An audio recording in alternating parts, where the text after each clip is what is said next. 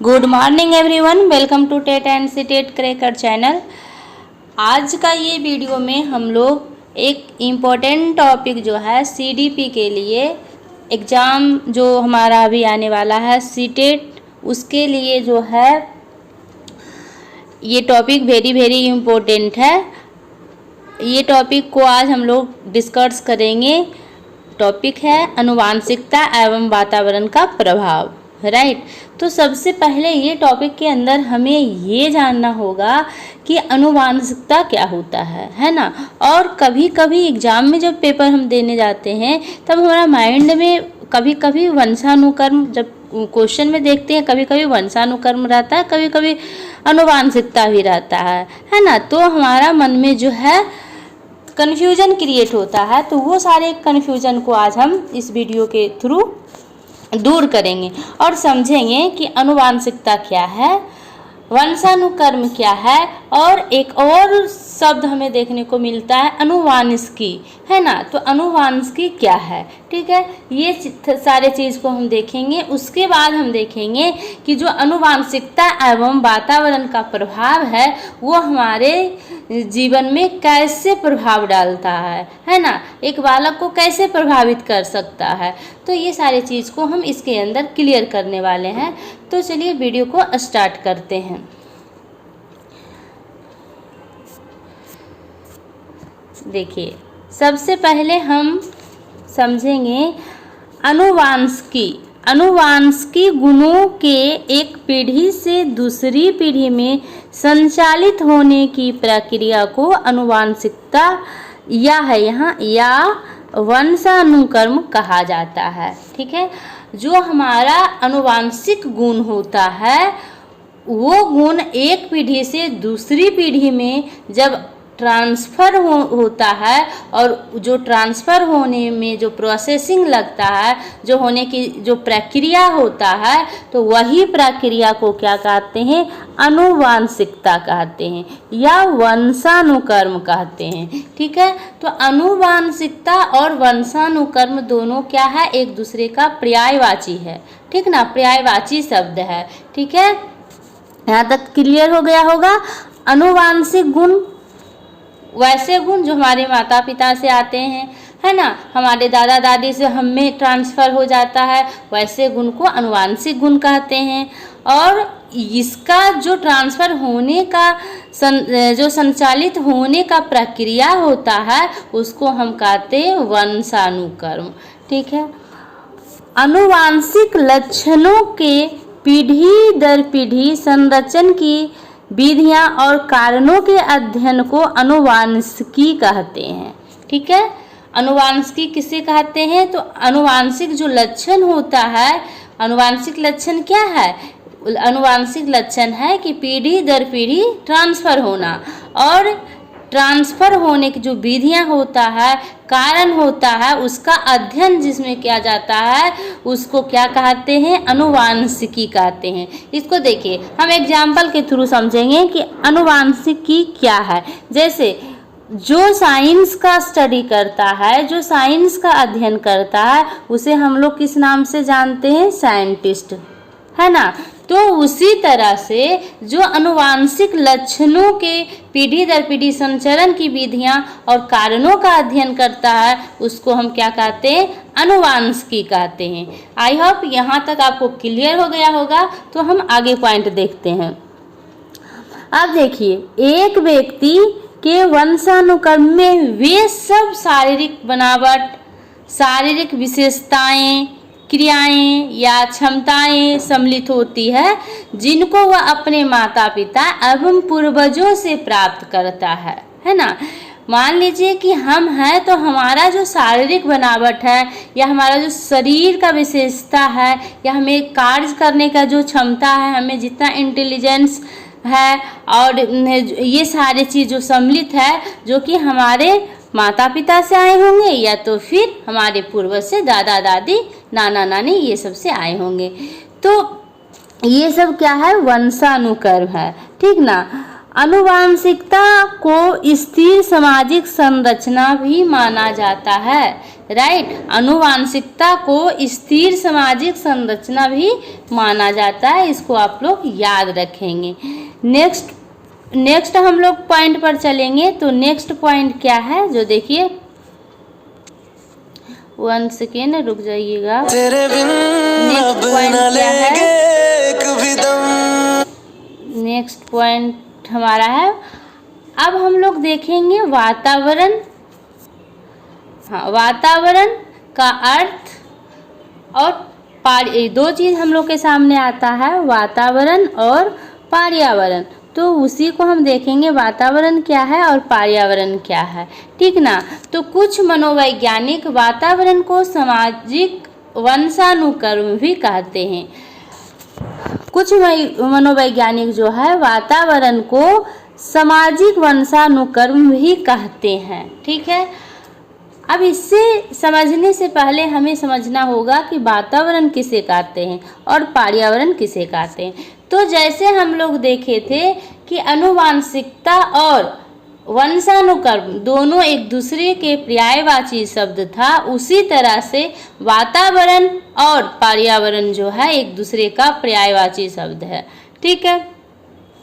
पर्यावरण किसे कहते हैं या वातावरण किसे कहते हैं, तो वातावरण या पर्यावरण वैसे सारे चीज को कहते हैं जो हमारे चारों तरफ है ना। वो लिविंग थिंग्स भी हो सकता है, नॉन लिविंग थिंग्स हो सकता है, दोनों हो सकता है। पर्यावरण में दोनों चीज सम्मिलित होता है, क्योंकि हम जहाँ रहते हैं वहाँ हमारे चारों ओर क्या होता है, सिर्फ लिविंग थिंग्स नहीं, नॉन लिविंग थिंग्स भी होता है ना। तो जितने सारे चीज हमारे चारों तरफ के आवरण में होता है उसे हम क्या कहते हैं, पर्यावरण या वातावरण कहते हैं, ठीक है। तो कुछ मनोवैज्ञानिक का कहना है कि वातावरण जो है वो सामाजिक वंशानुक्रम है, ठीक ना। अब व्यवहारवादी की बात करें कि व्यवहारवादी किसको वैल्यू देंगे ज़्यादा, वंशानुक्रम को कि वातावरण को। तो जो व्यवहारवादी हैं, मनोवैज्ञानिक जो हैं व्यवहारवादी, उनका कहना होगा कि वातावरण का जो वैल्यू है, जो प्रभाव है हमारा जीवन पर ज़्यादा पड़ता है, क्योंकि व्यवहारवादी मानते हैं कि हम जिस प्रकार के समाज में रहते हैं उसी तरह का हमारा जो सोच होता है, हमारा काम करने का जो तरीका होता है, व्यवहार होता है, वो सारा हमारा समाज के अकॉर्डिंग चेंज होता है, हमारा समाज के अकॉर्डिंग होता है, ठीक ना। तो व्यवहारवादी जो मनोवैज्ञानिक होंगे वो किसको ज़्यादा वैल्यू देंगे, तो वातावरण को ज़्यादा वैल्यू देंगे, ठीक है। वातावरण में वे सब तत्व आ जाते हैं जिन्होंने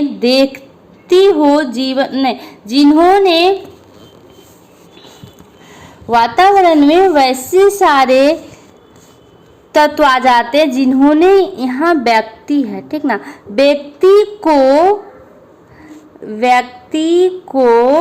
यहाँ व्यक्ति है, व्यक्ति को जीवन आरंभ करने या होने के समय से प्रभावित किया है ना। वातावरण में वैसे सारे तत्व आ जाते हैं जो तत्व कोई व्यक्ति को, किसी भी व्यक्ति के जीवन आरंभ होने के समय से प्रभावित करना स्टार्ट कर दिया है, ठीक है। गर्भावस्था से लेकर जीवन पर्यंत तक अनेक प्रकार की घटनाएं व्यक्ति के व्यक्तित्व एवं उसके विकास को प्रभावित करती है ना। यही सारा चीज क्या है, हमारा वातावरण है। अब हम लोग समझेंगे कि आनुवांशिकता एवं वातावरण का जो प्रभाव है हमारे ऊपर कैसे होता है, इसका क्या क्या प्रभाव हो सकता है, क्या क्या चीज़ प्रभावित हो सकता है। तो सबसे पहले हम यहाँ देखेंगे आनुवांशिकता का प्रभाव, ठीक ना। तो आनुवांशिकता का जो प्रभाव है वो शारीरिक लक्षणों को प्रभावित करता है, शारीरिक लक्षणों पर प्रभाव, ठीक है। तो शारीरिक लक्षण पर कैसे हमारा जो आनुवांशिकता है, हमारी जो हेरिडिटी है, हमारी जो वंशानुक्रम का गुण है, वो हमारे शारीरिक लक्षण पर कैसे प्रभाव पड़ता है। तो देखिए, जैसे हमारे मान लीजिए कि कोई बालक है उसके माता पिता अगर गोरे गोरे हैं तो बच्चा का भी होने का कैसा चांस होगा, गोरा होगा। ठीक है। और भी अगर जो बालक है उसके पेरेंट्स, उसके माता पिता सभी लंबे कद के हैं तो बच्चा का भी होने का ज़्यादा संभावना कैसा होता है, लंबे कद का। तो ये सिंपल सी बात थी जो कि हम लोग सभी जानते हैं। बुद्धि पर प्रभाव कैसे पड़ता है, जो देखिए बुद्धि पर प्रभाव इस तरह से पड़ता है कि मंद बुद्धि के अगर माता पिता जो पेरेंट्स हैं वो मंद बुद्धि के हैं तो उसके जो संतान होंगे, उनके जो बेटा होगा या बेटी होगी, कोई भी उसका जो वंशज होगा उसका मंद बुद्धि का ही होगा। ठीक, यानी मंद बुद्धि पेरेंट्स के बच्चे भी कैसे होंगे, तो मंद बुद्धि के होंगे। और तीव्र बुद्धि पेरेंट्स अगर हैं तो उसके बच्चे कैसे होंगे, तीव्र बुद्धि के होंगे। ठीक है। तो बुद्धि का प्रभाव इसी तरह से होता है। और भी कई तरह से आप इसको समझ सकते हैं कि बुद्धि का प्रभाव जो है आनुवांशिकता पर कैसे पड़ता है। तो जैसे मान लीजिए कि हमारे फादर्स मैथ में बहुत ही इंटेलिजेंट थे तो कुछ ना कुछ जो गुण है हमारे अंदर भी आ जाएगा, हमें भी मैथ में ज़्यादा लगाव होगा। ठीक ना। तो ये बुद्धि का प्रभाव है। और चरित्र का प्रभाव क्या होता है उसको भी हम लोग समझेंगे कि चरित्र का प्रभाव हमारे अंदर कैसे आता है। तो चरित्र का प्रभाव इस तरह से आता है कि मान लीजिए किसी के पेरेंट्स ज़्यादा पूजा पाठ करते हैं तो बच्चा भी क्या होगा, वो भी ज़्यादा पूजा पाठ करना स्वाभाविक है, स्टार्ट कर देगा। ठीक है। तो इस तरह से चरित्र का भी प्रभाव पड़ता है और भी कई एग्जाम्पल के थ्रू आप समझ सकते हैं। अब हम लोग देखेंगे वातावरण का प्रभाव हमारे जीवन पर कैसे पड़ता है, किस किस क्षेत्र में पड़ता है। तो वातावरण का जो प्रभाव है, सबसे पहले हम यहाँ देखे थे कि आनुवांशिकता का जो प्रभाव है शारीरिक लक्षण पर पड़ रहा था। अब यहाँ वातावरण का जो प्रभाव है वो हमारा शारीरिक संरचना पर पड़ता है। मतलब हमारा जो शारीरिक स्ट्रक्चर होता है, जो हमारा शरीर का स्ट्रक्चर होता है उस पे पड़ता है। तो हमारा जो शारीरिक संरचना होता है उस पे वातावरण का प्रभाव कैसे पड़ता है उसको हम लोग देखेंगे। तो देखिए इसको समझना बहुत ही आसान है कि वातावरण जैसा वातावरण में रहेंगे वैसा ही शारीरिक संरचना हमारे अंदर होगा। जैसे कोई अगर पहाड़ी क्षेत्र में रहता है तो उसका जो हाइट होगा वो क्या होगा, छोटा होगा। और जो बालक मैदानी क्षेत्र में रहता है उसका हाइट क्या होगा, उसका शरीर कैसा होगा, लंबा होगा। तो ये सारी चीज़ जो है वातावरण का प्रभाव पड़ता है शारीरिक संरचना पे। ठीक है। सामाजिक कारक और प्रजाति श्रेष्ठता का प्रभाव क्या है।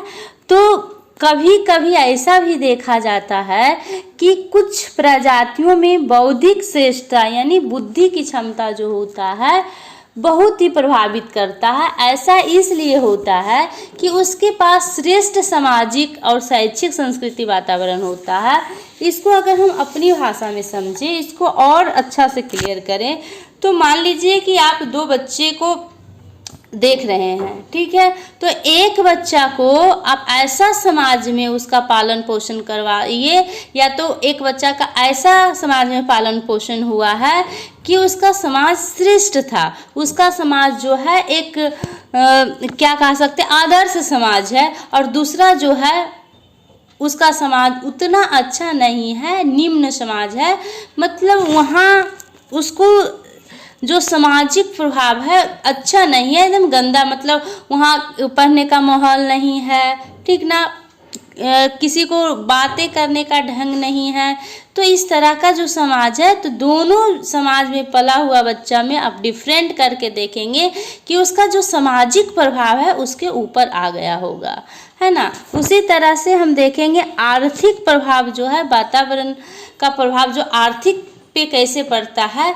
तो यहाँ पर नॉर्मल हम लोग अपने दैनिक जीवन में बहुत सारे ऐसा एग्जाम्पल देखते हैं कि जो बच्चा बड़े घराना में जन्म लेता है उसका सारा चीज़ डेवलप होता है, उसका लैंग्वेज डेवलपमेंट होता है, शारीरिक विकास होता है, सामाजिक विकास होता है, सांस्कृतिक विकास होता है। और जो बच्चा गरीब घर में जन्म लेता है उसका मानसिक विकास की बात तो हम छोड़ते हैं, उसका ठीक तरह से शारीरिक विकास भी नहीं हो पाता है, क्योंकि उसको ठीक से नहीं तो न्यूट्रिएंट्स मिल पाता है, नहीं तो उस तरह का कोई चीज़ मिल पाता है। ठीक है, तो आर्थिक विकास भी जो है हमें प्रभावित करता है।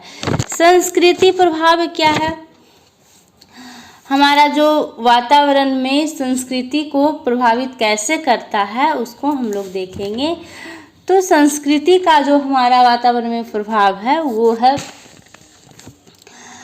कि धर्म और संस्कृति मनुष्य के जो विकास को अत्यधिक प्रभावित करती है। जैसे हम जिस वातावरण में रहते हैं वहाँ ज़्यादा अगर चावल होता है तो हमारा जो डेली का खाने का जो ढंग होगा उसमें चावल इंक्लूड होगा, है ना। रहन सहन का ढंग, जैसे देख लीजिए पंजाब में रहने सहने का पहनावा ओढ़ावा सबका क्या है, अलग तरह का है। और अगर दूसरा बात हम ले लेते हैं झारखंड का या तो फिर बिहार का ही बात करें तो यहाँ पर क्या होता है, संस्कृति कारक का भी प्रभाव पड़ता है।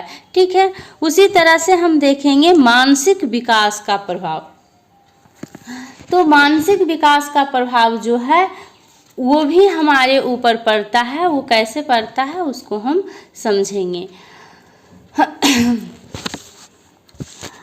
मानसिक विकास हमारा जो है वो अगर हम किसी अच्छे आदमी के साथ रहते हैं और हमारा जो मानसिक विकास है वो एक सही दिशा में होता है, हमारा मानसिक विकास पूरा होता है। और अगर हम